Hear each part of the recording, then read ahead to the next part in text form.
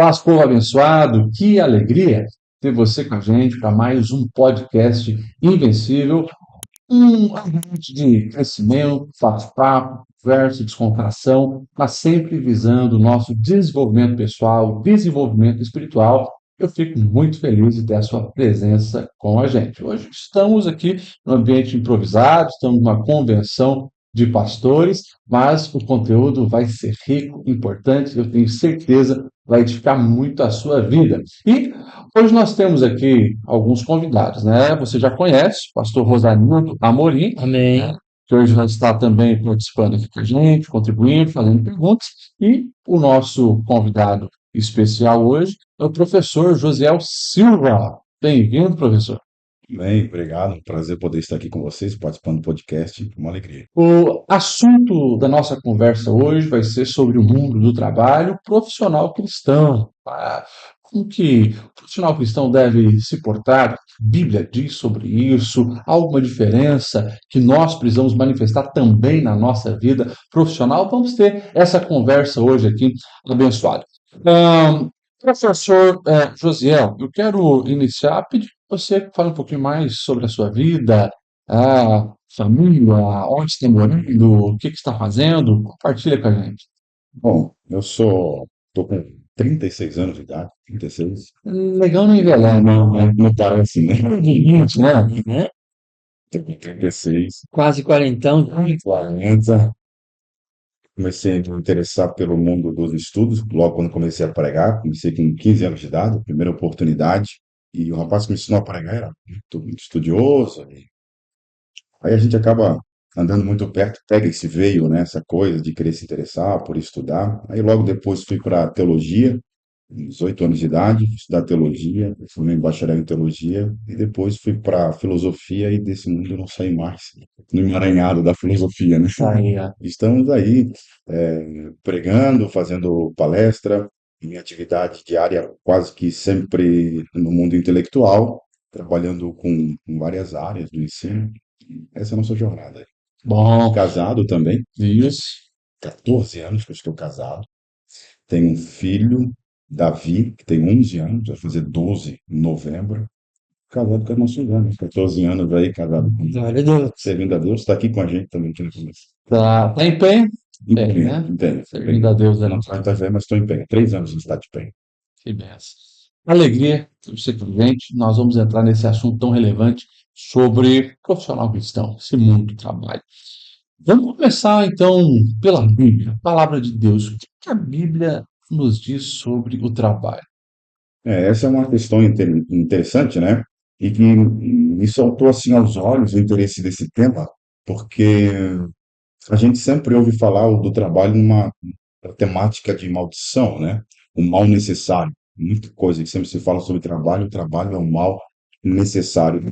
Punição ao pecado. Punição do pecado, né? Gênesis 3, ali o homem peca e Deus pune o homem com o trabalho. Essa é sempre a ideia que se tem. Muito natural as pessoas dizerem que a melhor coisa que existe da segunda-feira é que a outra está muito distante ainda, né? Muito distante. Sempre essa ideia de que volta para o trabalho, volta na semana da punição, da maldição e por aí vai. E de fato, Gênesis 3 é isso mesmo que a gente vê ali. Parece que o trabalho é dado ao homem como uma maldição. Só que não. Né? A Bíblia mostra, na verdade, o homem lutando com a terra é colocada quase que como uma entidade ali, né? Um ente, né? Olha, a terra é que não dará o teu trabalho, a natureza está subjugada pelo pecado, porém, Gênesis capítulo 2, quando Deus ordena o trabalho, o homem está trabalhando, ele está no paraíso, né? No paraíso. Então, trabalhar para ele, e a condição de trabalhar no paraíso, a implicação de trabalhar no paraíso qual é? É o paraíso. O resultado de trabalhar no paraíso é o paraíso. É bom de trabalhar. Uma satisfação, é um prazer, você trabalha e você desfruta. Porque o grande problema, talvez, isso aqui é uma coisa até interessante, não é que as pessoas odeiam o trabalho, né? É que grande maioria não se sente satisfeita com o resultado do seu trabalho. Olha aí. Maldição ali que a Bíblia expõe, não é necessariamente que o trabalho em si carrega um jugo, é que nunca terá o resultado satisfatório. A terra não dará o teu trabalho. O resultado que você espera, você não vai conseguir, e mesmo quando conseguir, será com muitas dores, né? Então a gente vê que as pessoas são infelizes com o trabalho, não necessariamente por causa do trabalho, mas sobretudo porque tem sempre essa guerra. É muito difícil, o resultado nunca A gente já pode então desmistificar essa ideia de que antes ali da queda, as pessoas pensam então que o homem e a mulher estavam deitados o dia inteiro, 24 horas deitado no paraíso, né, na Sem fazer imaginação, sem fazer nada, sendo que já foi então deixado bem claro aí pelo professor que ali o homem deveria governar, cuidar do jardim, ou seja, era uma forma de trabalho. uma forma. Pastor Lediel, tem uma coisa interessante. é, Nós pensamos em Deus agora, sem o universo ainda, sem a criação. E por que que Deus cria, né? Para que que ele cria? Porque o trabalho é uma forma, é a expressão do amor de Deus. Ele em si é completo, ele não precisa criar nada para ser completo, para ter satisfação. Mas ele cria o trabalho como uma forma de expressar o seu amor. Em Gênesis, o próprio Jesus disse: Meu pai trabalha e eu trabalho até hoje. Então, trabalho é uma coisa divina. O próprio Deus compartilhou com o ser humano algo que é prazeroso para ele. E em Gênesis a gente já vê que Deus, ao colocar o homem no jardim, ele também colocou lá a responsabilidade do trabalho, que era cuidar daquele jardim, não era um trabalho amaldiçoado, era um trabalho difícil, penoso, mas era trabalho. Agora, a partir do pecado, né, o homem não sendo mais completo, esse vazio no homem, ele leva o ser humano a procurar de alguma forma a se satisfazer. E claro, o trabalho hoje é muito mais penoso do que era no jardim. A pergunta que eu faço para o Dr. José que está aqui é como que o cristão, nós precisamos desenvolver em nós essa mentalidade do trabalho a partir de uma perspectiva bíblica. Mas às vezes o trabalho realmente é penoso. A pessoa que trabalha, por exemplo, acorda às 3 da manhã, trabalha num serviço difícil. E às vezes algum irmão na igreja reclama: pastor, a minha vida é assim. Eu falei: ok, realmente é fato. Mas a estrada, o prazer que nós temos foi o sacrifício de alguém. O asfalto que você dirige com facilidade foi o trabalho duro de alguém. O hospital que você é acamado foi o trabalho duro de alguém. A energia que foi o trabalho duro de alguém. Como desenvolver essa mentalidade? Porque não é só, sabe aquela ideia, não? Tem que achar o que te faz feliz. Quem vai querer carregar pedra, então? Quem que vai querer trabalhar nos serviços difíceis da vida? Então, essa ideia, dentro da filosofia cristã, ela não parece ter muito amparo. Aquela ideia, não, eu tenho prazer no meu trabalho porque é algo que eu gosto de fazer. Às vezes eu vejo nas escrituras, eu leio nas escrituras, que é muito mais entender o propósito do que realmente, né, a partir do momento que a minha mentalidade muda, e aí vai mudar também aquilo que eu sinto, que eu percebo em relação ao trabalho. Como desenvolver esta filosofia, essa teologia a partir da luz da escritura em relação ao trabalho, para que aquela pessoa se sinta útil no que ela está fazendo, mesmo que seja penoso para ela. Tu vê, isso é uma coisa interessante, no sentido de que é uma tomada de consciência, diria assim, em primeiro lugar, uma tomada de consciência, né? Deus cria todas as coisas, ele descansa, o homem peca, e aí começa o mundo degenerar, né? E aí começa essa luta do trabalho, etc. Por aí vai. No texto já citado aqui, acho que é por João 5, né, que Jesus fala: Meu pai trabalha, né? Meu pai não para de trabalhar. Ele fala isso num dia de sábado, que eles estão reclamando Sim. porque Jesus cura num dia de sábado, né? E Jesus tem a missão de Jesus é o seu próprio trabalho, o trabalho é a sua própria missão. E ele está fazendo o seu trabalho num dia de sábado, no Shabat. Ah, ainda que o cristão não encare a sua profissão como um prazer, encontrará o prazer se ele encontrar no seu trabalho uma missão. E entender, tomar consciência de que o cristão trabalha no Shabat. Ele não trabalha no Gênesis 3, no mundo caído. O cristão trabalha no reino de Deus, no Shabat. Ele trabalha no lugar de descanso. Ele desenvolve a sua paternidade no Shabat. Ele desenvolve o seu trabalho no Shabat. Ele desenvolve as suas competências no Shabat. Ele negocia no Shabat. Isso é, no shalom de Deus, na paz de Deus, no descanso de Deus, né? Nós trabalhamos a partir do reino de Deus, compreendemos todas as nossas atividades a partir do reino de Deus, e esse reino de Deus eu diria que é o Shabat. Jesus está trabalhando um dia de sábado e diz: Olha, meu pai trabalha até hoje, nós trabalhamos dentro desse lugar de descanso. Então, o cristão não pode encarar o trabalho, por mais penoso que ele seja, como um ímpio encara o trabalho. Ele não pode chamar o trabalho de mal necessário, ou uma maldição, ou algo penoso. Ele deve enxergar o seu trabalho, sobretudo, como eu estou trabalhando no Shabat. Porque se o indivíduo não trabalha na perspectiva do reino de Deus, ele pode trabalhar no melhor do trabalho que tem. Em ritmo de enfrentamento, aquilo vai virar. Desculpa, Sim, sim, mas a lógica que nós temos de mercado hoje ela é agressiva. Isso não tem sim, nada a ver com o reino de Deus, né? Então, quando a gente até fala aqui, isso é importante falar, nós vamos falar de espiritualidade no mundo do trabalho, parece que nós estamos querendo humanizar o ambiente de trabalho. Vocês vão me perdoar, mas eu não acredito que é possível humanizar o mercado competitivo que nós temos. É a mesma coisa que querer humanizar o inferno. Nem vai dar. até porque, Não vai doutor, funcionar. é, Interessante isso. até porque, assim, ó, hoje o trabalho, né, com uma perspectiva humana, ele está muito mais voltado ao propósito egoísta do ser humano do que um propósito divino. Isso. Uhum. Então é impossível você ser humano dentro de um propósito egoísta. Uhum. Uma vez que as metas não foram alcançadas, o ser humano já não importa mais. Vai ser descartado facilmente. Porque não é o propósito divino, e sim o propósito humano, a meta humana, o alvo humano. E É isso impossível ser propósito, né? justo, é impossível ser justo, ser humano dentro de propósitos, né, os egoístas. Isso. Agora, quando nós compreendemos, por exemplo, dentro da perspectiva divina, bíblica, né, filosófica, dentro da questão bíblica, já muda de figura isso, já muda essa A percepção. gente está saindo do mercado de trabalho da nossa Babel, onde cada um constrói seu próprio reino, na tentativa de chegar no ponto mais alto, tocar os céus, na linguagem de Babel, né? E passamos a trabalhar dentro da perspectiva de quem está trazendo a vontade de Deus e revelando a vontade de Deus para o mundo na sua perspectiva de trabalho. É aquela velha história de pregue o evangelho, se necessário, use as palavras, mostra as vontades de Deus. Mostra a pessoa que é alguém que trabalha dentro do Shabat, dentro da empresa, alguém que trabalha. Por que eu chego aqui nesse ambiente, teu trabalho aqui nessa sala sempre bom? Porque aqui tem Shabat, querido. Mas essa empresa está um tormento. Não, a empresa está um tormento, mas nesse ambiente de trabalho, você está no Shabat. No curso que você ministra ali na Invencível Academy, eu já vi que você trabalha um conceito do profissional espiritualizado. Se encaixa nisso, Se então? encaixa nisso. É que a gente sempre pensa a espiritualidade como um ambiente de culto, de 2 horas que a gente vai para a igreja, ou o momento que a gente fecha os olhos, vamos me conectar.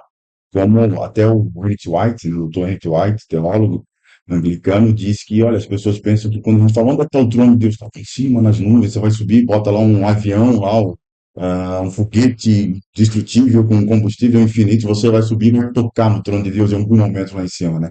Ele disse, não, o Senhor é tudo. Tudo isso aqui é reino de Deus, tudo isso aqui é o trono de Deus, né?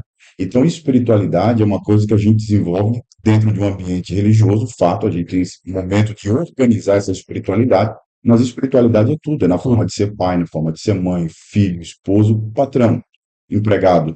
Espiritualidade está na forma de você demonstrar o que você carrega do lado de dentro. O que eu carrego aqui dentro?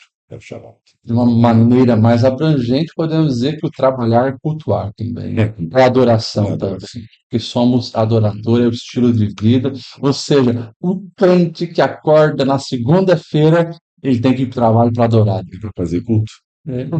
Pastor Lediano, tem uma coisa interessante, porque assim, ó, ele usou o exemplo da Babel, né? É um trabalho para um propósito fora da vontade de Deus. Em Jerusalém, por exemplo, você não vê templo na Nova Jerusalém. Você vê uma praça. E essa praça, quando João vê essa revelação de Deus, está muito conectada com a cultura de João. O que se fazia na praça? Se trocava o fruto do trabalho. Então, você é plantador de batatas, ele é plantador de aipim, eles se reuniam na praça para apresentar as suas necessidades. Eu não tenho esse material, não tenho esse produto, e um trocava com o outro. Então, lá é um lugar de relacionamentos. Exatamente para que eu possa oferecer aquilo que eu tenho de melhor, e ele vai oferecer o que tem, e assim a gente vai ser, todos seremos completos nesta praça, aonde o reino de Deus, a glória de Deus se manifesta. E é importante o cristão lembrar que trabalho, na verdade, é a primeira expressão de culto, porque antes de existir jardim, já havia trabalho. Deus já estava trabalhando. É a maior expressão do amor. Quando eu tenho essa conexão, quando eu começo a compreender que servir, o que a Bíblia diz que quando a Bíblia fala de Samuel, ela diz que Samuel servia o Senhor servindo Eli. Interessante. Quando nós vemos os mandamentos, Jesus mesmo faz, né? Amarás o Senhor teu Deus sobre todas as coisas e o teu próximo como a ti mesmo. Então, a melhor maneira. Agora, não há como eu servir a Deus, não é o que eu ofereça para Deus. É a palavra que eu falo e Deus vai ficar feliz. Puxa, precisava tanto receber essa palavra. A maior forma de adoração é realmente servir alguém. Servir a Deus é servir pessoas. Servir a Deus, a expressão de servir a Deus é cultuar, né? Como que nós estamos no templo? Estamos cultuando, porque todo mundo se reúne de forma individual e aí oferece louvores. Não é isso. É quando nos reunimos, um cura, o outro ajuda, o outro abraça, o outro incentiva, o outro canta, o outro adora. Estamos nos servindo e oferecendo todo esse trabalho para o Senhor. Quando o cristão compreende que ele não está fazendo um muro, mas ele está construindo algo para proteger uma família, que é uma forma de expressar a gratidão, adoração a Deus, amor a Deus, cuidando daquela família, ele já começa a mudar de figura. Agora, a questão é como entender isto em cada profissão. E junto com essa pergunta, lá, por que será que hoje tem tantos cristãos que têm a mentalidade de trabalho igual o mundo tem? Né? O que está faltando para, quem sabe, nós como igreja, virarmos essa chave e qual é o caminho que a gente precisa trilhar para ter essa renovação de mente? Pois é, né? A gente formou, eu acho que desde o do helenismo e a tomada do apóstolo Paulo, usando toda a filosofia grega para pregar aos gentios, como ele era apóstolo dos gentios, nós tomamos ali um caminho de dualismo. Parece que alguém entende a teologia de Paulo, inclusive, que não é, mas o pessoal entende como um certo dualismo, né? Santo e profano. Santo e profano, coisas espirituais, coisas carnais e etc. Então eu faço isso aqui porque é minha corporeidade, como se houvesse um Josiel só espírito, Josiel só uma alma, Josiel só. Não, Deus salva não só o meu espírito. Eu vou dar um exemplo assim, né? As pessoas falam, o indivíduo é pastor, ele é só pastor? Como se pastor não fosse também uma profissão, não fosse um serviço social. É também. É também, é também. Como quem cuida da alma, como quem cuida do espírito, como quem cuida do corpo. Eu diria, inclusive, o seguinte: é claro que as profissões elas têm o seu nível e grau de importância, né? Mas você vai pegando, por exemplo, um indivíduo que serve numa padaria, ele é padeiro, ele está servindo a corporeidade do indivíduo, como um médico está servindo, assim como um pastor está servindo o espírito daquele indivíduo, alimentando aquele indivíduo espiritualmente, né? Mas a gente faz essa separação, a gente faz essa divisão, esse dualismo, e quando a gente faz esse dualismo, essa separação, é onde as pessoas acabam tomando uma conta, porque se Deus não está no meu ambiente de trabalho, o meu ambiente de trabalho não é um lugar de culto, estou trabalhando para quem? Uma vez um rapaz me pediu oração porque não tinha tempo para Deus, para fazer a obra de Deus, porque ele trabalhava muito e fazia faculdade à noite e não tinha tempo para servir a Deus. Eu disse, tá, então tu passa 24 horas do teu tempo servindo a quem? Diabo? Ele disse, não, a Deus. Eu disse, tá servindo a Deus. Se você está arrumando o carro de alguém, você está servindo o bem-estar existencial e é propósito de Deus que ser humano. Também, você está, sabe? Você está criando esse ambiente. Mas a gente criou esse dualismo. Quando a gente cria esse dualismo, se Deus não está aqui, quem é que me orienta aqui? O mundo. O mundo no sentido, na lógica do mundo, do império, do mundo que se volta ou se revolta contra Deus.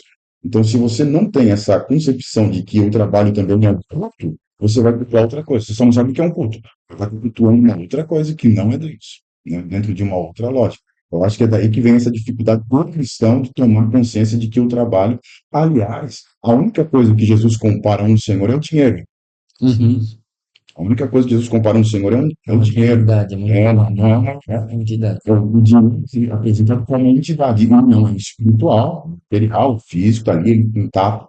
Mas as suas raízes são espirituais também, porque tudo é espiritual. O livro do Rob Bell, tudo é espiritual, né? Por isso que Paulo diz: tudo que vocês venham fazer, façam para a glória de Deus. Ou seja, comer, a sexualidade é espiritual, a comida é espiritual, a educação dos filhos é espiritual, o trabalho é espiritual. E o dinheiro, ele tem um poder tão grande que ele acaba aprisionando todas as áreas da vida de uma pessoa. A pessoa que, né, e o pior, é que, assim, né, a pessoa que tem um ídolo lá na parede é visível a sua idolatria. Já o dinheiro não. Ele pode se esconder atrás de um trabalho. Essa pessoa é muito trabalhadora, olha só que dedicada que ela, e às vezes ela é idólatra. ela está trabalhando por conta da escravidão que ela tem do dinheiro. Essa pessoa é muito caprichosa, aquela casa maravilhosa, né? E claro, mas só que às vezes esconde por trás daquilo uma idolatria. Ah, e realmente pode dominar a vida dessa pessoa. E aí você tocou no assunto do dinheiro, nós temos um assunto muito moderno hoje, que é a questão dos investidores, aquela questão de eu ganhar dinheiro sem trabalhar, vamos colocar assim. Até outro dia conversando, pastor, como é que funciona essa relação, por exemplo? Eu tenho agora não sei quantos milhões em bitcoins, por exemplo, e agora eu vou viajar o mundo inteiro, vou desfrutar desse dinheiro. Eu respondi essa pessoa com a ideia de que, mesmo que você não precise do dinheiro para se sustentar, mas o trabalho, né, você precisa continuar. Mas como que um cristão, falando para jovem agora, está com essa ambição de ficar milionário para não precisar trabalhar? É. Qual conselho Uhum. você dá para essa pessoa? Jesus deixa claro o seguinte: você pode ganhar o mundo, né? Desde que você não perca a sua alma, pode ganhar o mundo. Uhum. Tu pode chegar no topo, se chegar e for um servo de Deus, que bom, né? Você pode ganhar o mundo. É bom deixar claro que alguém até pode pegar a fala e achar, imaginar que a gente está falando contra ter muito dinheiro, né? Não, né? Deus prova o rico com riqueza e prova o pobre com pobreza. Todos estão sendo provados, ainda que não pareça, mas estão sendo provados, né? Então a ideia não é de que você não pode ter. Eu acredito que o que tem aí é dificuldade de fazer uma atualização do trabalho nos tempos modernos. O trabalho mudou porque o mundo mudou. Diria, inclusive, que a relação de riqueza mudou muito. Você pega um rico nos dias de Jesus e um pobre, digamos, que está inserido aí, tentando chegar na classe média, no primeiro andar da classe média, esse camarada pobre, que está tentando chegar ali no primeiro andar da classe média, ele vive melhor do que o rico nos dias de Jesus. Uhum. O conceito de riqueza que Jesus aponta ali na Bíblia não pode mais, né? Então você pega, por exemplo, um rico no dia de Jesus não comia fruta fora de época, fora de estação. Qualquer um come, né? Não tinha água Não quente. tinha água quente, não tinha um veículo. Pensa no quanto que ele gastaria estando, vamos supor, estando no Oriente para trazer algo do Ocidente ou da Ásia, quanto que ele gastaria da sua fortuna? Um próprio hoje compra algo da China aí por R$ 70, 30 dias depois está na Tá na porta de porta. casa. Então, assim, Essa questão do entretenimento, né? Um rico para se entreter naquela época, o cara tinha que contratar um time inteiro para fazer uma apresentação no teatro. Os caras pegam o celular e assistem um filme. ali. Então, assim, ó, a gente aponta como dificilmente um rico entrará no reino dos céus, porque ele está aprisionado àquilo, né? Mas a lógica de consumo hoje não está só na mão do rico. A lógica de consumo está na mão do pobre. Olha aí. Eu tenho um amigo meu que diz o seguinte: olha, eu ganho R$ 2.000. Se eu tenho um cartão de crédito de 2.000, então eu ganho 4.000, né? Ele brinca, né? Depois ele faz um exercício de pegar um cartão, pagar esse. Então, nos anos 90, o pobre no Brasil ele era bem marcado, ele consumia muito pouco, ele não tinha tantas condições de consumo. Nos anos 2006, 2007, 2008, entra ali o cartão de crédito e o pobre agora ele começa a consumir. Eu costumo dizer, inclusive, que por isso que inventaram o gourmet. Pizza, gourmet, lanche gourmet, para separar de novo o rico do pobre, porque o pobre começou a acessar a mesma coisa que o rico poderia acessar. Então, a lógica de consumo hoje, ela também é uma lógica de riqueza. Talvez ah, é tão difícil para um pobre consumidor abandonar o consumismo e a mentalidade de consumo do que um rico abandonar. É difícil, Uhum. sabe? Então, é uma nova percepção. Eu diria o seguinte: ganhar dinheiro não é problema. As novas formas de ganhar dinheiro, elas estão aí. O trabalho não necessariamente implica em dizer algo que é duro, algo que é braçal, algo que te custa muito. A questão não é essa. As modalidades de trabalho estão aí, como as novas modalidades de riqueza também estão aí. A questão que me importa, e creio que, pelo menos essa visão que eu percebo ali na expressão bíblica, a questão é a consciência com que você faz. Você está ganhando dinheiro construindo Babel ou manifestando o reino? Uhum. Né? Você está ganhando o mundo perdendo a alma, ganhando o mundo e conservando a alma. As suas relações éticas, a partir da perspectiva do reino de Deus, são mantidas quando você ganha dinheiro, das modalidades de ganhar dinheiro. Ela é mantida ou ela é comprometida? Se ela é comprometida, você pode trabalhar numa profissão que é quase que um subemprego.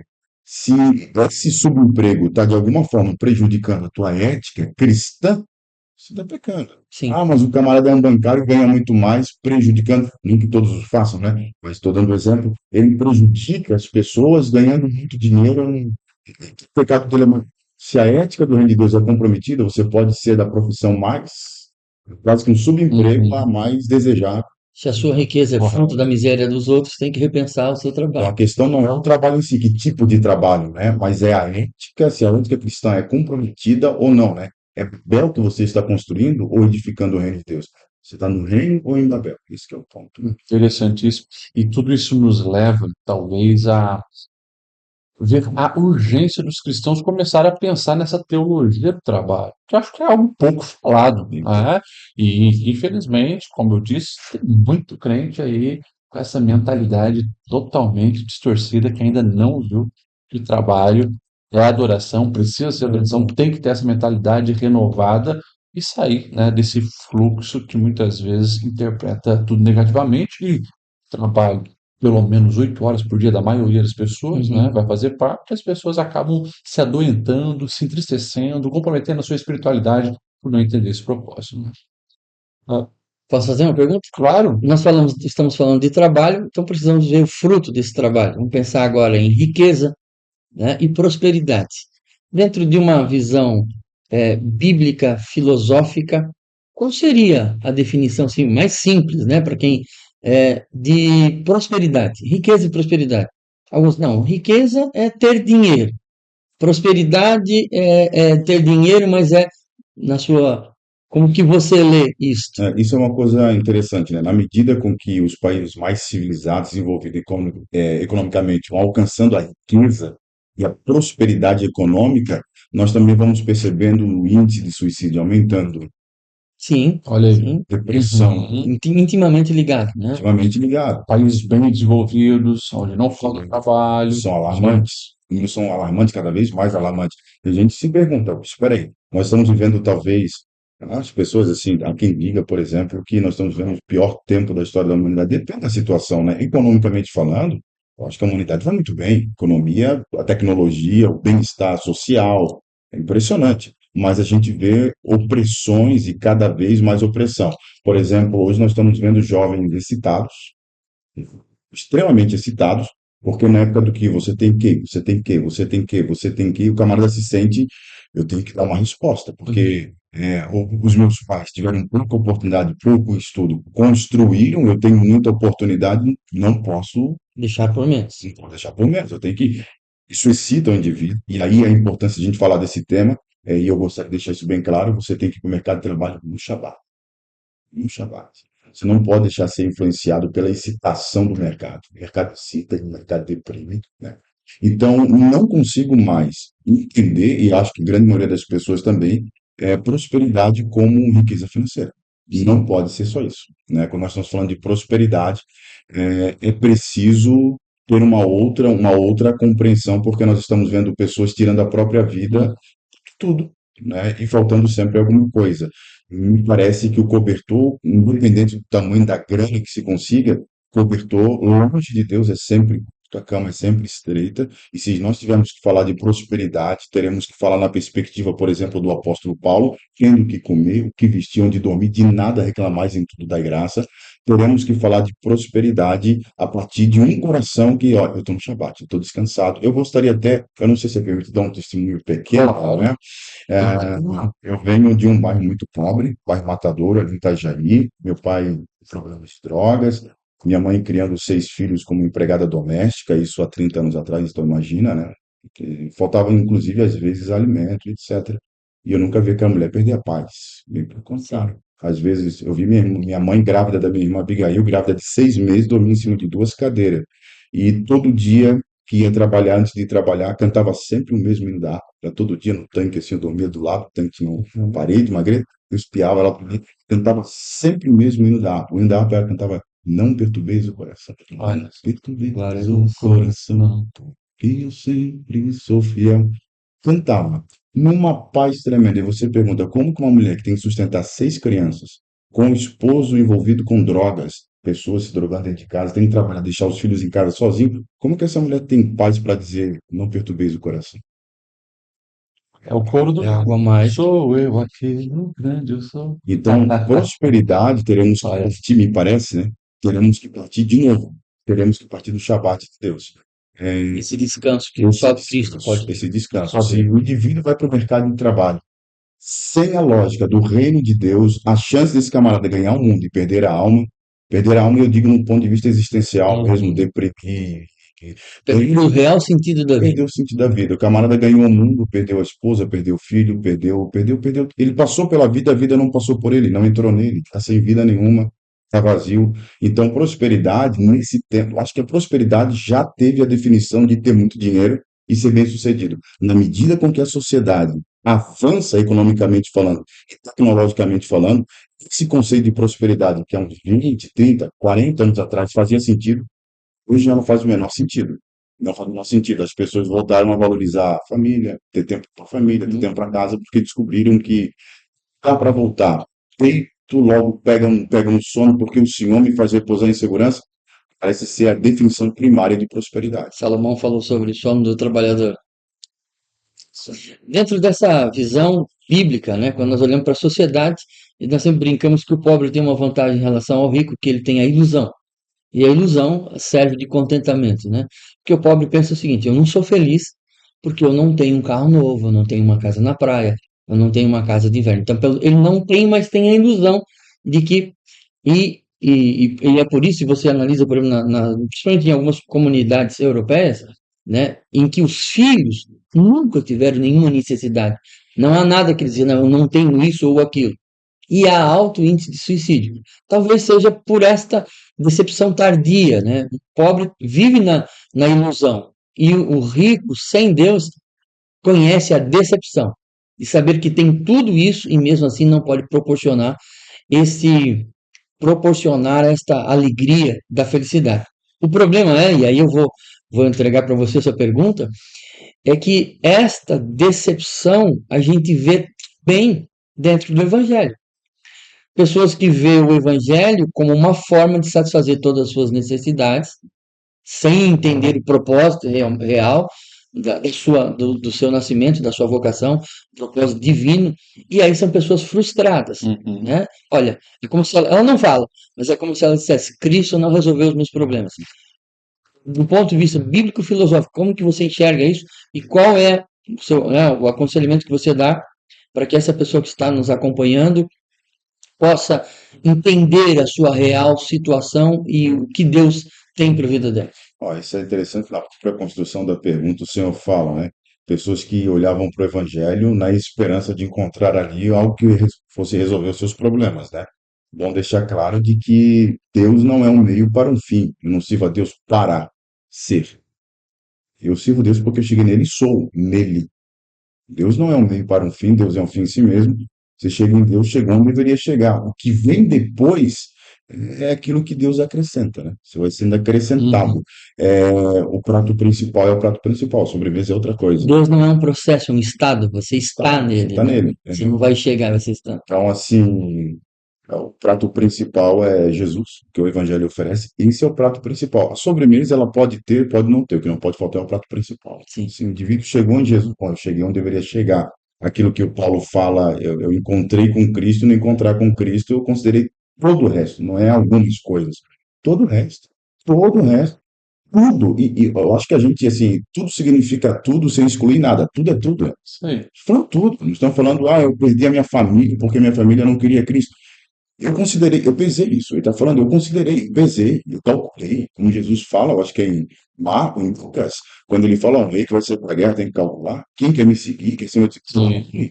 Paulo está falando, eu calculei. E ele chega a dizer o seguinte, né? Considero tudo como esterco, né? Comparado com Um aquilo que eu refúgio. já encontrei. Sim. Sabe? Assim, eu calculei. Ah, mas alguém vai me deixar. Eu calculei isso também. Vamos supor, dar um exemplo aqui. Meu pai, minha mãe, eu calculei. Eu calculei e cheguei na conclusão de que Jesus é mais importante. Quer dizer, o que que vai deprimir esse camarada? Não te parece que no tempo que nós estamos vivendo, há muita gente falando sobre Jesus, e eu também não quero dizer quem está certo, quem está errado, mas me parece que, eu não sei se o problema está na boca de quem fala ou no ouvido de quem ouve, mas é preciso tanto quem fala quanto quem ouve ter a consciência de que o prato principal que preenche é Jesus. Nas demais coisas ele acrescenta também, tem as outras coisas, mas é sobremesa. Ok. E isso vai trazer não apenas um propósito, mas uma resiliência para os embates da vida, né? Pegando o exemplo de Paulo, ele vai afirmar: tudo posso naquele que me fortalece, né? Seja com um prato cheio, prato vazio, seja passando fome ou não, né? Em Jesus suporta todas as coisas. Esse é o Mas o primeiro. olhar de quem lê esse texto define também a interpretação, porque você vai ver, por exemplo, tudo posso naquele que me fortalece. Só ver esse Paulo está texto. falando sobre a situação que ele está vivendo, ele está se conformando com a situação, porque ele está em Cristo, que é a doutrina do contentamento, né? Paulo fala muito sobre essa doutrina do contentamento. Eu estou feliz, porque eu tenho Cristo. Agora você pode olhar para esse texto e dizer, bom, eu não estou feliz, mas com Jesus eu vou alcançar o que eu preciso para ser feliz. Aí entra naquilo que É, você falou. a Bíblia diz que Deus, o Senhor em glória, suprirá todas as nossas necessidades. Eu não tenho dúvida de que Deus está comprometido com as nossas necessidades, mas Ele não está comprometido com as nossas vaidades. O trabalho ele deve servir às suas necessidades, ele servirá e a bênção de Deus estará para servir às suas necessidades. Vaidade é outra conversa, pode chegar, pode não chegar, mas aí não tem nada a ver com comprometimento divino. Deus pode aumentar a tua tenda, te abençoar poderosamente, isso é outra coisa. Mas comprometimento do evangelho é com a tua necessidade. O trabalho ele tem que estar voltado em boa parte, no sentido da prosperidade do trabalho, nas tuas necessidades. As vaidades é outra conversa já, né? É forte. Você viu que tá bom demais esse papo aqui sobre trabalho profissional cristão. E eu quero incentivar você, se ainda não se inscreveu aí no canal da Invisível, se inscreva, participe aí dos nossos podcasts e também compartilhe esse link para abençoar outras pessoas. Professor, dentro dessa área, a diferença entre trabalho, ocupação, vocação. Então, vamos lá. A primeira manifestação de trabalho, eu acho que quase da maioria das pessoas, é uma questão de ocupação, né? Ocupação é aquilo que você faz porque você tem que preencher o seu tempo e você precisa ganhar algum recurso, você está ali ocupado. A primeira, eu acho que a primeira trabalho da grande maioria das pessoas é ocupação mesmo. Tem que arrumar alguma coisa para esse rapaz fazer. E alguém Parada aí que é você está parado, trabalhando. alguma ocupação, você está lá. E na ocupação você não tem comprometimento com nada, você não tem perspectiva de nada, você está apenas ocupado. Diferente do trabalho, que é quando você já vai para esse mercado no intuito de ter uma recompensa, né? Você vai lá e você tem uma combinação entre a necessidade de alguém e a sua, alguém necessita de trabalho, você vai trabalhar e ambos são recompensados, né? Por aquele tratado que se faz ali. E você tem a carreira. O indivíduo não necessariamente está ali apenas pelo dinheiro, mas é porque ele visa onde chegar e pode não necessariamente estar ligado com aquilo que ele está fazendo, mas com aquilo que ele quer fazer. Então, ele está construindo uma carreira. Outra coisa importante que as pessoas têm que ter em mente é Deus tem um plano para a sua vida e muita gente acredita que isso vai eximir ele de planejar a sua vida, né? E não vai, não vai, não vai, não vai mesmo. Deus tem um plano na sua vida, ok? Isso provavelmente está muito ligado à sua salvação. Fato concreto é que você tem que planejar a sua vida, você tem que planejar a sua carreira, para onde você quer ir. Ah, e isso é importante para a gente chegar em vocação. Eu vou deixar então para fazer isso mais na vocação, né? Então, a carreira, você faz o plano e você chega lá. E vocação? As pessoas pensam, geralmente pensam que vocação, como eu encontro o meu trabalho e a minha vocação. Primeiro, as pessoas sempre pensam em vocação, e parece bem intercambiável os termos. Deus tem um plano perfeito para a sua vida, Deus tem um plano para a sua vida. As pessoas entendem isso como vocação também, né? A questão é que a vocação, você não encontra ela. Aliás, o plano de Deus, você não encontra ele, é ele que te encontra. E o resto nunca procurou, não quero ter plano. É a sarça que está pegando fogo, ele não tem como escapar daquilo. Jeremias diz: eu até nem quero. Para que eu fazer? Para onde eu vou, tu me persegue, sabe? É o plano de Deus. O Paulo caiu do cavalo. Ele é inequívoco. Ele é inequívoco. O plano de Deus na sua vida não precisa se preocupar, porque é Ele que vai se preocupar com você. Não precisa procurar, Ele vai procurar você. Se Deus tem um plano na sua vida, é inequívoco. É inequívoco. Você simplesmente não tem como fugir. Deus quer que Jonas vá ali, vai. Independente se ele quer ou não, se ele procurar ou não, ele vai. Esse é o plano de Deus. Agora, isso é muito específico, né? Moisés tira do Egito quantas pessoas aproximadamente? Mais de 2 milhões de pessoas, né? Do Egito. Quantas pessoas viram uma sarça pegando fogo? Uma. Todo o resto vai ter que decidir o que vai fazer com a própria vida. Todo o resto vai ter que decidir se quer entrar na terra, se não quer, se vai querer ficar no deserto, o que vão fazer. O plano de Deus para Israel vai cumprir, que cada geração, que cada pessoa dá para a sua vida, vai ter que decidir. Moisés não decide. Ah, Deus, eu não quero ir. Não, vou ficar aqui conversando até quando tu for, porque não tu vai. Esse é o plano de Deus. Só que é 1 em 1 milhão. Eu não sei o que Deus tem na tua vida, como é que vai desenrolar, eu não sei. Mas se você nunca viu uma sarça pegando fogo, uma direção de Deus, você vai ter que planejar a sua carreira, descobrir a sua vocação. E como que eu descubro a sua vocação? Aí tem duas coisas, né? O plano de Deus, você não descobre, ele que te descobre, independente se você quer ou não. O propósito é, enquanto eu não descobrir minha vocação, ou mesmo já tendo descoberto, vim na necessidade do qual eu posso me ocupar, então eu vou fazer um propósito, por exemplo, de uma mãe que tem um filho deficiente abre mão da carreira para cuidar do filho, isso é um propósito de vida. Isso é um propósito de vida. Eu não tenho talentos e nem competências, mas essa ocupação não exige aprimoramento, talento, né? Apenas disponibilidade. Então eu vou me dedicar, eu tenho um propósito. Deus, eu vou dedicar minha vida a isso aqui. Isso é um propósito que você faz. Né? Tem a vocação. A vocação é onde você vê uma necessidade, você tem competências e você cria um propósito para servir. Então a vocação, geralmente, é onde você tem, por exemplo, você está sendo vocacionado por quem? Pode ser por Deus, pode ser pela necessidade. O indivíduo tem fome, eu tenho um pão, eu vou orar para ver se Deus quer que eu compartilhe o pão, porque ele está com fome. Não. A necessidade está te vocacionando, está te chamando a atender. Então, por exemplo, na sua igreja tem alguém, vamos supor, que precisa de alguém no departamento de mídias da igreja, que hoje é tão importante, né? Você fica no Instagram de forma maravilhosa, todo mundo elogia lá o teu feed, você fotografia contigo mesmo. Você é bom com mídias. Uhum. Está precisando de alguém na mídia, não? Eu vou orar a Deus para ver se é plano de Deus para minha vida. Você tem um pão.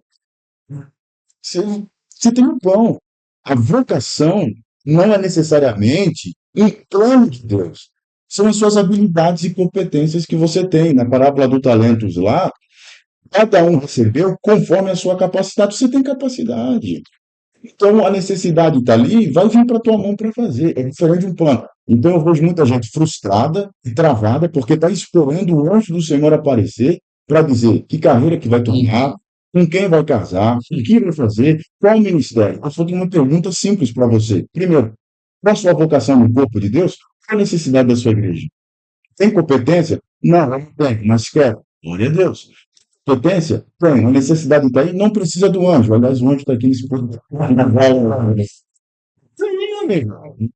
Você está sendo vocacionado. Mas por que me vocaciona? Os teus talentos te vocacionam. Imagina, um exemplo aqui, um Messi, né? Muitos dizem é o melhor jogador de futebol. Messi dominando a bola com 8 anos, tem filhos dele, com 8 anos de idade, jogando daquele jeito, falando, vou fazer uma oração para ver se eu devo fazer isso aqui. Sabe que é minha vocação? Meu amigo, quantas pessoas dominam a bola como você? Tá aí. Então você tem uma necessidade. Tem a competência, você está sendo vocacionado para aquilo dali. Aí a questão é, você vai estabelecer um propósito de cumprir aquilo dali ou não? Aí já. Isso. Agora, isso é tão importante, eu acho tão sábio, porque, infelizmente, parece que há uma cegueira. Muitos jovens, aflitos, angustiados, né, esperando que o anjo desça com um painel de LED, com setas assim, mostrando, não, é esse o caminho, sendo que o coração já arde para algo, já tem se desenvolvido naquela área, só precisa botar a mão na massa e começar a fazer, para ver os resultados e a confirmação. Né? Acho que tem uma palavra aí dos céus, como diz, né, o anjo está aqui falando, jovens, ouçam. Elias Torralbos, ele escreve no seu livro falando sobre vocação, e ele diz que Deus, né, já colocou no nosso coração, desde o nascimento, o desejo para qual ele quer nos levar. Né? E aí você vê o jovem, a menina lá, brincando com as bonecas, e já coloca as bonequinhas lá e começa a dar aula para ela. Precisa de um anjo para dizer para ela o que ela vai servir, para onde ela vai fazer. E exatamente algumas pessoas na área da música, por exemplo, não precisa ser chamado, ele já foi, já está ali, o desejo já é esse direcionamento para aquela área que ele vai atuar, né?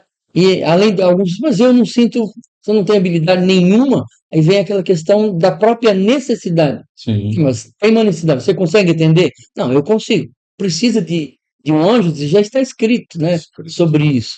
E as pessoas têm dificuldade de compreender isso. Eu queria acrescentar e deixar bem claro, porque eu vejo muitos jovens assim, ó, esperando para casar. Será que é plano de Deus que eu case com essa pessoa? Se for, não tenha dúvida que Deus vai falar. Tu não vai nem se perguntar. Quando tu vê, Ó, já está então a proposta para a próxima conversa com o É, professor de Eduardo. Vai falar de namoro, casamento, traz uma luz para esses jovens aí. que você faz? Você faz isso que Deus te deu a capacidade de inteligência, olha a Deus e pede o discernimento, tem a ver com você, tem a ver com seus planos, tem a ver com aquilo. Ah, não, não tem, é tudo o contrário. Se for plano de Deus, é uma coisa, mas se não for, tem tudo o contrário, vai casar como? pastor Lidiel, posso dar um testemunho nessa época? Eu sou jovem, né? Eu morava em Itajaí. Eu também vivi muito tempo lá no Itajaí. E depois mudei para Brusque. E aí, em Brusque, eu conheci a Silvia. Eles tinham Gonçalo, eram amigos, tal, mas eu não podia ficar longe dela. Sempre onde que ela estava, eu estava ali perto. E aí nós começamos a conversar. Daí eu, né, aquele muito radical, não, vamos orar, saber se é de Deus, tal. E rapaz, nós oramos uns 3 meses. Eu fiz minha campanha de madrugada, porque eu não conseguia ficar longe dela. Se alguém chegasse perto, eu ia ficar com ciúme. Mas eu dizia, não, vamos orar para saber se é de Deus. E foi mesmo, eu, muito teimoso, falei, não, só vou namorar para casar se o Deus falar comigo. Ó, eu orei uns 3 meses, às 4 horas da manhã. Teve um dia que eu estava de joelho dobrado, trabalhava cedo, eu dormi de joelho e sonhei. E no sonho, Deus falou para mim assim: a resposta do que tu tá me pedindo já está no teu coração. E eu acordei e falei para ela: Meu Deus, Tá aí. marcamos o casamento, ano passado, agora, dia 22 de dezembro, 22 anos de casado. Né? Não precisava ter. Claro que Deus teve misericórdia de mim e respondeu, mas, cara, estava tudo certo ali. Ela, a menina da igreja, eu também. Os dois estavam, né? Havia aquela empatia, então, tá aí a Ó, resposta para muito jovem. no podcast de trabalho já é uma inspiração para você. Claro. Eu queria assim, só puxar o fio para mostrar como está conectada a ideia lá para você, sabe? Assim, por exemplo, né? Indivíduo, você está com 40 anos, chega para o pai e para a mãe e diz: Papai, mamãe, vou trazer aqui uma moreninha para jantar aqui em casa. Ok, ele traz. Aí depois ele fala no outro dia: Papai, mamãe, vou trazer. O cara com 40 anos, trazer aqui uma loirinha para jantar. Então, traz. Aí chega no outro dia e pergunta: Papai, mamãe, e aí, a moreninha ou a loirinha? Você tá afobado? Vai dizer: Meu filho, quer.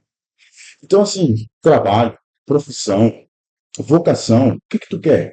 Deus vai te tratar como criança, está na tua mão. Deus te deu discernimento, inteligência. E eu digo isso porque você pode até pensar: meu, o que que isso tem a ver com o trabalho ou com a minha vocação? Você tem necessidades na sua igreja, você está travado perguntando a Deus, mas todo mundo é traído por você. Será que é de Deus assumir a liderança? Eu tenho uma vocação aqui, eu sei fazer. Será que é essa profissão que eu tenho? Você está sendo vocacional. Você tem esse dom, você tem esse talento. Nesse sentido que se acordar. Realmente É assim. isso aí. Despertar, botar a mão na massa, fazer acontecer. Você usou uma palavra importante ali. Você fala, pô, eu te dei inteligência, né? No curso que você gravou, professor, você fala da importância dessa multi-inteligência. Ah, esclareça um pouco mais para a gente como que isso aplica ao mundo profissional. Hoje se fala das múltiplas inteligências, né? Ainda hoje se predomina isso, mas, por exemplo, quando eu era criança, inteligência era, sabe escrever, ler e escrever. Em matemática, sei, ok, inteligente. Se for bom em matemática, então, por aí vai. Há um tempo atrás, alguns psicólogos tratavam de 8 áreas da inteligência. Ainda está em 8 e já aumentou para mais que isso. Sim, eu chutei É, muito mais, é, muito mais. Não problema, né? Pode ser 7, 6, 8, mas o problema é que a gente conhece praticamente duas, né? Ler e isso escrever. mesmo. Em temática. E não é isso. E aí as pessoas, às vezes, eu sou burro, eu vou procurar uma área de atuação que não tem nada a ver com a minha inteligência. O camarada não sabe matemática, ele diz: mas está bombando aí ciências contábeis. Olha que não é bom. Vou para onde dá dinheiro, Vai, mas não vou. vai perecer. Não, se você atuar na tua profissão, naquilo que você tem a sua inteligência para fazer, você vai dar certo. É inevitável. Você é bom com isso, sabe? Tem pessoas que é bom de liderar, tem pessoas que é bom de ler emoções, percepções, e aí você vai se encaminhando para isso, né? A necessidade desse autoconhecimento, né? As pessoas hoje, nesse mundo da comparação, acabam muitas vezes se perdendo, né? As redes sociais estão aí, você se comparando, acaba que não se encontra. Contra. Você pega hoje assim, ó, por exemplo, profissão de coach, né? Um indivíduo para dar coach, para dar direcionamento para a empresa, para pessoas, ele precisa fazer leitura de ambientes, né, de pessoas, direcionar, encaminhar. Então, é um indivíduo que tu senta, ele olha para você, ouve a tua história, ele diz, opa, você tem direcionamento, Psicólogos do trabalho, psicólogo, assim. trabalho. Então, assim, são profissões que não tinham e que não necessariamente exigem matemática do indivíduo. E vamos pensar agora, você está falando, estamos falando de inteligência, essa questão dentro da universidade, né? Vamos pensar dentro da universidade, dentro da NASA, dos ambientes acadêmicos, aonde o foco, né, o principal ferramenta de trabalho é o cérebro. O cristão, a fé e esse universo da inteligência, da ciência, como é que é essa relação? A gente vê, ah, grande parte dos cristãos vão para a universidade e aí eles barram. Quais são a fonte desse problema? Né? E a ideia é preparar para quem está nos ouvindo também, como se preparar para isso. Fugir desse ambiente. Ah, não vou para a universidade, não vou trabalhar numa área de desenvolvimento de projeto, porque eles são muito racionais e eles renegam a fé, então vou preferir esse cantinho aqui. Mas qual é a sua visão dentro dessa perspectiva bíblica filosófica em relação a esse ambiente acadêmico, racional, duramente crítico, como você vê isso? Isso é engraçado. Eu lembro quando eu comecei a estudar filosofia, o pessoal falava, vai adivinhar, Essa, vai adivinhar. essa é, Quer dizer, e o pessoal tudo, geralmente essa ideia que se tem, né, que os filósofos são todos ateus, né, e na verdade não, né. E o ateísmo, na verdade, ele é um movimento, assim, como um movimento, ele é bem novo, né, bem recente, né. A grande maioria dos filósofos eles não eram cristãos, mas eles eram teístas, acreditavam em Deus, né, em deuses, politeístas. O próprio Sócrates, que era na filosofia conhecido como o grande patrono, né, o grande divisor de águas da filosofia, ele dizia que ele andava pelas ruas de Atenas, da Grécia, questionando as pessoas por uma vocação do Deus, Platão tinha essa ideia da de metafísica, né, metafísica, da existência de uma de Deus. entidade. Então, assim, ó, o Sócrates, lá na Apologia de Sócrates, ele fala, disse, olha, gente, a minha defesa do que eu faço foi em Deus. Ele ouviu uma voz, eu não sei se ele ouviu, se não ouviu, pelo menos é o que ele diz, Sim, né? E ele morre justamente porque ele se recusa a falar mentira ou a negar aquilo que ele já vinha falando. Então, assim, ele era um camarada comprometido com a verdade. Até Agostinho que diz, né? Os gregos conheceram a verdade, mas não conheceram o caminho. Na sim. verdade, eles tiveram notícia, mas não conheceram o caminho, né, para seguir da verdade. Porque o Sócrates parece realmente ter uma intuição, assim. Então, eles acreditavam. Hoje, nós temos assim um distanciamento, mas é por causa que a modernidade vai fazer esse distanciamento do cristão, né, e a sociedade secular, o cristão, a igreja, a teologia e a ciência, mas nem sempre foi assim, né? Grande Uhum. parte da história da humanidade, até o iluminismo ali, o advento da modernidade, você tem, inclusive, todos os grandes cientistas que eram teólogos, né? Então, o conhecimento, acho inclusive que foi bom essa separação em certo sentido. A humanidade realmente progrediu bastante quando abandonou a concepção teológica de um lado, assim, abriu mão de misturar as duas coisas. Eu acho que até foi importante. Mas o cristão ele não deve ter medo do conhecimento, né? Não deve ter medo. Deus é o Senhor de toda a sabedoria. Pedro diz que nós somos chamados a dar a razão da nossa fé, a razão da nossa fé, a razão da nossa fé. Então, a nossa fé, ela é inteligente também. O que ela não faz, ela não exclui a fé, né? Assim, a nossa fé, ela não, aliás, ela inclui a razão e a nossa razão não exclui a fé. Bem pelo contrário, acredita que há certas situações da vida que você não explica de modo racional, né? Você não explica de modo racional. Isso é conhecido na literatura, é que a grande questão é que tem um preconceito com o cristão, né? Mas Shakespeare contava Romeu e Julieta, é bonito, tá, mas o que é aquilo dali?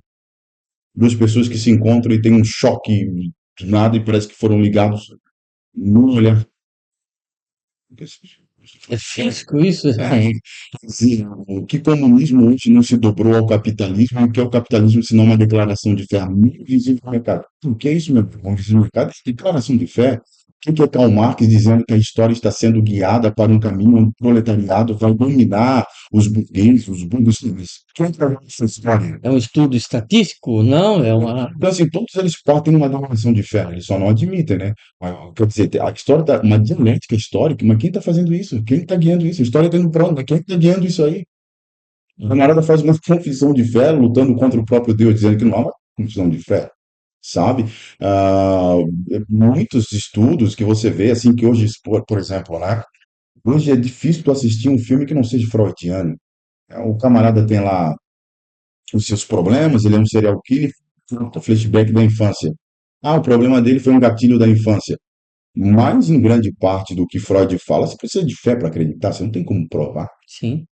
Tem fé. Um estudo sobre, por exemplo, o hitlerismo, e se esperava muito que se tivesse bons resultados, porque foram analisados todos o perfil das pessoas que trabalharam com Hitler, dizimando milhares de pessoas, né?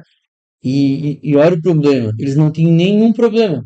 Esperava-se que Hum. eles tivessem gatilhos mentais lá da infância, mas eles eram. E eu achei interessante esse estudo, por quê? Porque esse estudo abriu uma preocupação, porque qualquer pessoa, dentro da condição que eles estavam, de estar entre amigos, irmanados no mesmo pensamento, pode fazer a mesma coisa que eles. Uhum. Eles não tinham nenhum problema mental. E também não tiveram nenhum problema, foram estudaram em boas universidades, tinham toda a formação, né? Ah, Mengele estudava. Agora, Mengele ouvia música clássica, cuidava de animais na hum, sua casa e nas horas de trabalho ensinava milhares e milhares de pessoas. então, assim, tu vê que em todas as ciências, a psicanálise, a psicologia nem tanto, mas a psicanálise, que hoje é uma ciência predominante no cinema, por exemplo, vem de algo que 70, 80% de Freud precisa de fé para acreditar. Você não tem como provar, você precisa de fé. E as pessoas acreditam, sabe? A ciência também tem fé. Como é que vai provar o Big Bang? Como é que vai provar que tem tanta coisa, você precisa de crença para aquilo, é crença. Só que parece que o único que tem problema em acreditar é fé, e aí parece feio, é o cristão. E o cristão, às vezes, se sente diminuído, prejudicado, e muita gente abandona a fé porque chega na universidade, compra essa ideia e fala, é realmente, é irracional. Como que é irracional? Essa teologia não está fechada. Ela está aberta, a gente está discutindo o tempo todo, a gente não para de lançar livro, a gente está se criticando um ao outro. Aliás, isso que é engraçado na igreja, né? A gente pode criar um livro oposto um ao outro, dizendo isso está errado, e não tem problema nenhum, porque a gente está pensando, a fé é pensante, isso. né? Então, essa ideia de que na fé não existe pensamento, vai falar isso aí para as nossas reuniões, é que eles nunca viram uma reunião de teólogos, né? Na reunião de teólogos, a gente está debatendo o tempo todo, pensando o tempo todo. Nós queremos fazer um podcast aqui para discutir teologia e nós vamos falar sobre teologia brasileira, tá? Eu vou te chamar, você vai participar com a gente disso aí, tá? Gente, vamos caminhando para a reta final, né? Já deu uma hora aí de conteúdo.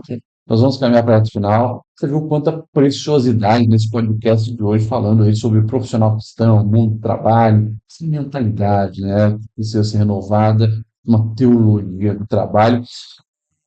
Eu gostaria de, nesse final, a gente falar de uma maneira prática, talvez aquela pessoa que está nos assistindo lá possa estar pensando assim, ah, muita teoria, ah, você não está na minha pele, na pressão do dia a dia lá no trabalho, né, as metas que eu tenho que bater, o ativismo que eu estou vivendo, eu tenho os boletos para pagar. Então, tudo isso que vocês estão falando é muito bonito, mas eu quero saber como que eu trago isso para o meu dia a dia. O que que a gente fala para essa pessoa? Eu vou voltar no início, falando do conceito de Shabat. Jesus trabalhava no Shabat. O cristão é alguém que trabalha no Shabat. Você precisa da paz de Deus, do amor de Deus que excede a todo entendimento. Levar para o teu ambiente de trabalho, e quando a gente fala de espiritualidade, não estou falando para ungir cadeira, fazer, olha, nem culto na hora do almoço, nós estamos falando de espiritualidade. Nós estamos falando de uma consciência, de um coração dominado pela paz do reino de Deus. Um posicionamento firme dessa paz, de quem tem metas, mas sabe que o seu provedor é o Senhor. Quem olha para você e fala, olha, esse camarada aqui, independente da meta que ele alcança ou não, ele é respeitável porque ele carrega algo. E as pessoas vão questionar em algum momento sobre esse algo que você carrega. É Uhum. ter dominado dentro do seu coração, o seu coração dominado por essa paz de Deus, esse Shabat, né? É claro que nós temos pressões, nós temos ambições, nós temos preocupações, todo mundo aqui tem família, todo mundo quer dar o melhor curso para o filho, pensar no futuro e etc, etc, etc. Mas o Shabat precisa predominar. Eu quero até contar algo aqui no começo do ano passado. Eu entrei numa situação muito complicada. Eu não sou ansioso, sou zero ansioso, não tenho ansiedade. Se amanhã tem um problema, hoje eu vou dormir, amanhã eu vejo. Sempre fui assim, mas desde que meu filho nasceu, eu passei por muitas transformações. Eu tenho um filho, que é o Davi, e eu prego todo final de semana, eu estou na estrada. E no ano passado, começo do ano passado, eu comecei a ficar com medo de viajar e comecei a recusar agenda longe, porque eu tinha medo. Porque nada é garantido. Quem é que me garante que não quebra a roda?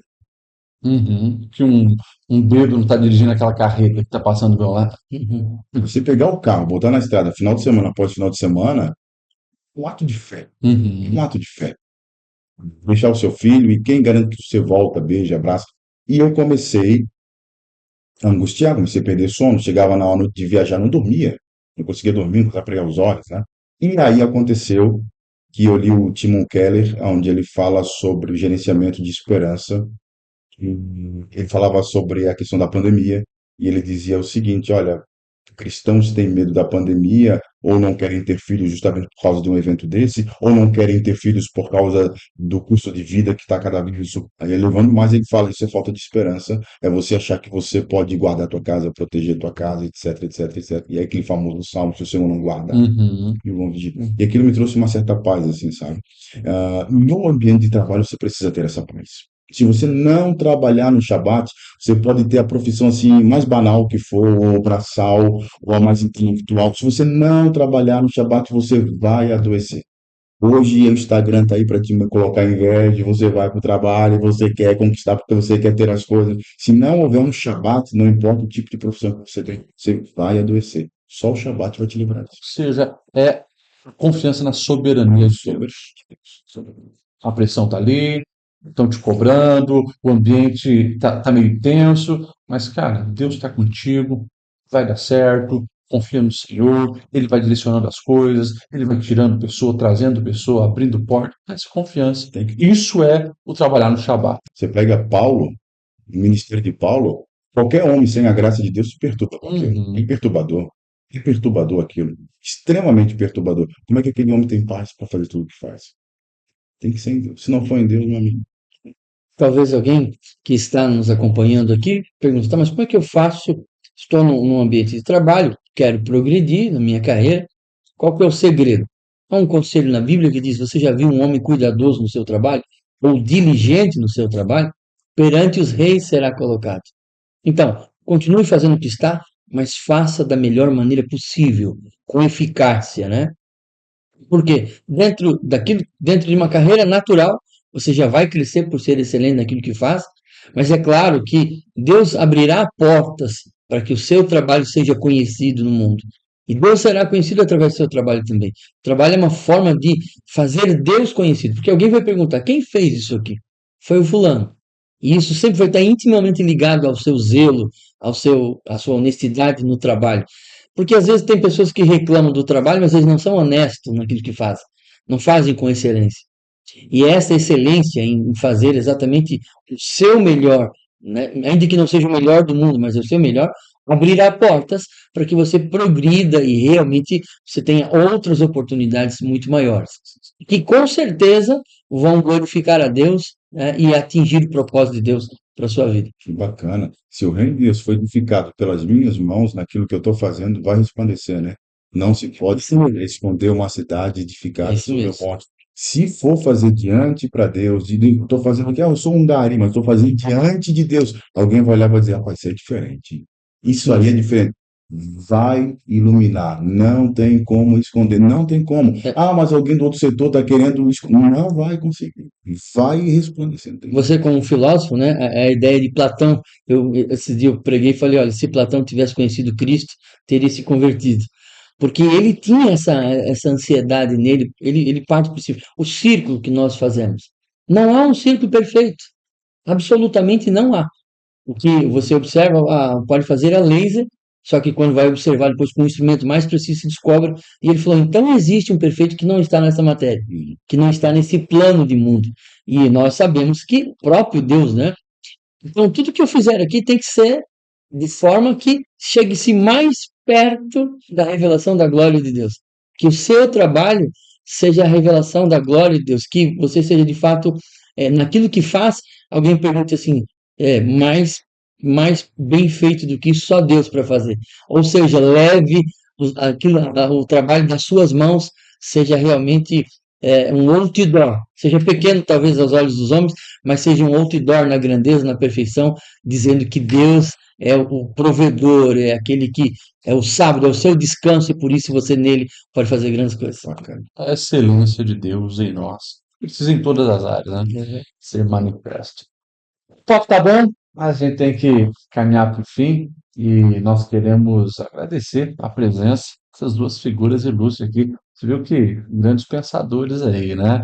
E eu louvo a Deus porque no mundo pentecostal nós temos mentes brilhantes como a de vocês, estão aí contribuindo. Obrigado pela presença. Considerações finais, começamos por você, pastor Rosanildo, depois professor José. Obrigado, pastor Lidiel, doutor José, obrigado também por estar aqui com vocês. É um grande privilégio. E obrigado ao Senhor, agradecemos a Deus por esta oportunidade.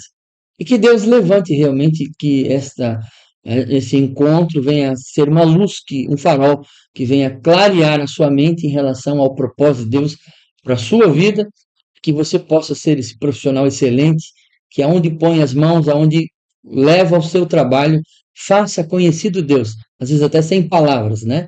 Não que as palavras não sejam importantes, mas às vezes sem palavras, que onde você chegar, a glória de Deus seja manifesta pelo trabalho das suas mãos. Isso com certeza, se cada cristão fizer isto, o mundo será muito diferente do que é atualmente. E que Deus também, através da sua vida, possa preparar outros para levar adiante o Evangelho, que o nome do Senhor seja glorificado. Amém. Agradeço pela conversa, muito obrigado pelo carinho de sempre, pastor Lidiel, muito obrigado, é Invencível, por dar a oportunidade, a gente está com esse time incrível aí, e ouvir a gente, nós estamos, eu, falando por mim, em medida de crescimento, né, a gente vai chegar lá, é um ato de fé também, né, a vida intelectual é um ato de fé, mas a gente vai chegar lá e agradeço a Deus por quem olha o agora, sabendo que um dia será melhor, mas no agora abre o espaço, a oportunidade. Sou muito feliz e agradeço de coração. Deus abençoe. Obrigado, tá? Eu louvo a Deus pela vida de vocês e fica aqui o incentivo para vir participar mais, tá? Amém. Os podcasts da Invencível, nós estamos de portas abertas para receber vocês sempre aqui. Que bom que você esteve conosco, Deus te abençoe. Mais uma vez, eu desejo que esse conteúdo aqui possa fazer parte das suas escolhas de vida, que grãozinho de areia, né, de um universo tão amplo sobre a teologia do trabalho que a gente colocou aqui, que isso já possa despertar em você o interesse maior e que você possa, sim, na sua profissão, estar realizado, representando Deus, vivendo intensamente em todas as áreas da vida que Deus estabeleceu para você. Que o Senhor te abençoe e resplandeça o rosto sobre a sua vida, que você possa continuar sempre crescendo, melhorando, evoluindo. E, claro, fica ligado aqui no canal da Invencível, porque daqui a pouco tem mais podcast para abençoar a sua vida. Até lá!